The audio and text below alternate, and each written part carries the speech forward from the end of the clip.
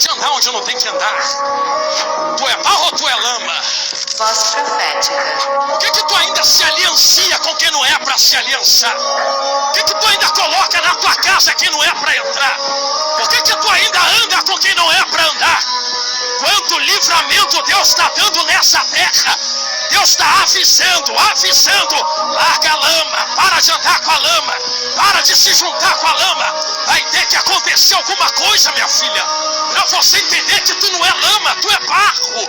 Lugar de lama não é teu lugar. Para de andar no lugar aonde Deus te arrancou. Se for para pisar, que seja para pregar a palavra. Se for para ir, que seja para resgatar alma. Se for para ir, que seja para levantar quem está caído. Se for para ir, que seja para resgatar quem está perdido. Nunca mais que seja para se envolver com a lama. Eita, eu estou sentindo Deus aqui.